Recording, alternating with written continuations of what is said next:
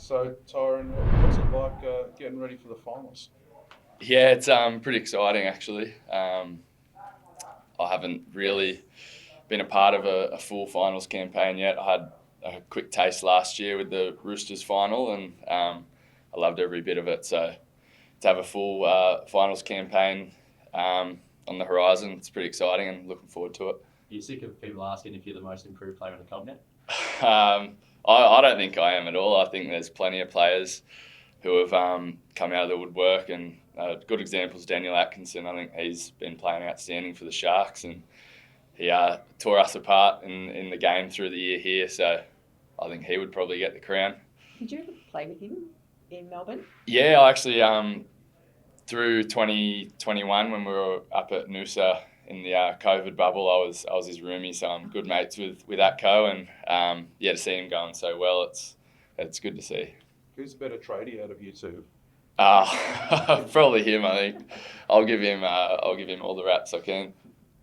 Have you noticed some people talk obviously about where you might end up? I mean, sorry, that other clubs should be trying to sign you and that. Have you had a lot of interest? Because I guess come November, you can talk to other clubs. Yeah, to be honest, I'm still signed here for another year or two. So all my focus is here on the Storm, and most importantly this upcoming finals. So I haven't really thought about that, to be honest. So you're not a free agent? I'm signed till 25, Yep. end of 25, with an option on 26. So Would you like to stay? that's obviously something I've got to think about, but like I said, focus is on the next couple of years, and Storm gave me my first opportunity, so I'll always love the Storm, and just enjoying my time here at the moment. Are you protected a little bit from the noise given you're in Melbourne? If you were playing in a Sydney club and your name's mentioned on all the TV shows and all that sort of stuff, you would hear it a lot more. I'm not sure if you watch them or not. Or Yeah, no, I don't really watch any of the shows and all that, but I think it is a bit of a blessing being down here, and the AFL is huge in Melbourne, and I'm a bit of a fan of the AFL too. So, even you read the back of the paper and it's all AFL. There's nothing NRL. So, I'm not really affected by it, but I'm sure the sort of higher profile players, they like that side of it for sure. I'm sure your dad's pretty low key. I'm guessing he's not in your ear going, "Oh, you want to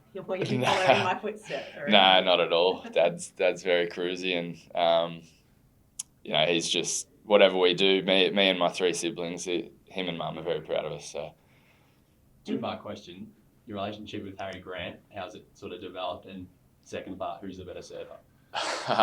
It's been good. I sort of obviously joined mid 2021, and he was one of the first people I met when I had a meeting with the Storm. So from that point on, I live with him now, and he's almost like he's a couple of years older than me, or a year and a half older. So similar position. I sort of like to watch the way he goes about his business, and I've learned a lot from him. But I can probably learn a bit from his surfing too. He's definitely better than me. Do you guys talk footy at all, and what's he like to live with? I mean, he does the cooking in the house. Or... Yeah, we take in turns with the cooking. I think he probably takes the crown with the cooking as well. I try my hardest, but I don't know if it's very good. I think he's a bit nice sometimes and just says, yeah, it's nice. But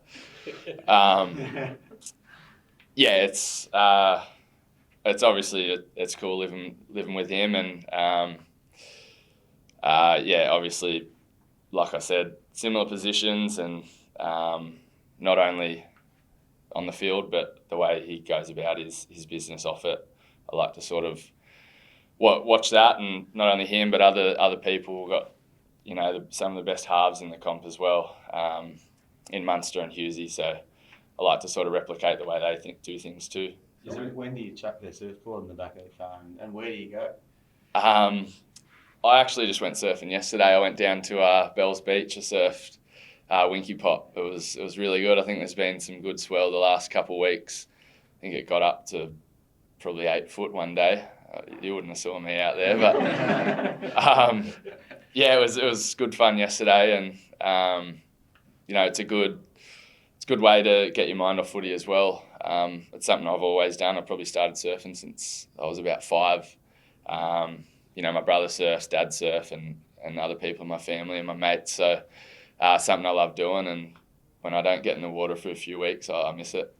You have to park a little bit of your personal ambition when you're here, knowing you mentioned those guys that are ahead of you in those key playmaking positions, but you still play such a crucial role to the team. I mean, how do you sort of balance that? You probably want to lock yourself into a position, but you're going to play in a winning team, doing what you do.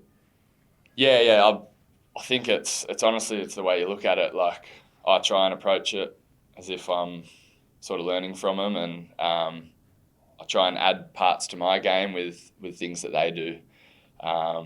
So it is a bit different, but I'm obviously coming off the bench and playing different positions when needed. But lately I've been coming on into the ruck. So I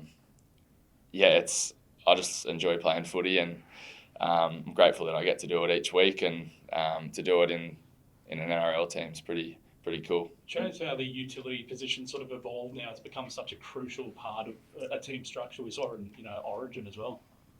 Yeah, it is a pretty important part of the game at the moment.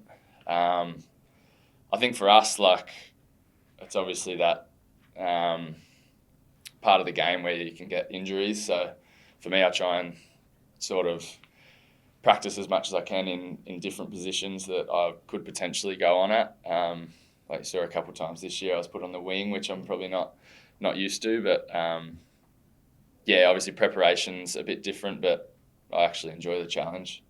How do you practice those different positions? You just tap blokes on the shoulder and say, "Yeah, you've done your ankle. I'm hopping on for 10 minutes." Yeah, pretty much. Like, you've knocked it on the head. I'm probably a bit of a pest at training at times, tapping people and saying, "Oh, I reckon I could have a crack at centre, wing, whatever it is." But I guess it's just something you have to do, and I do enjoy doing it.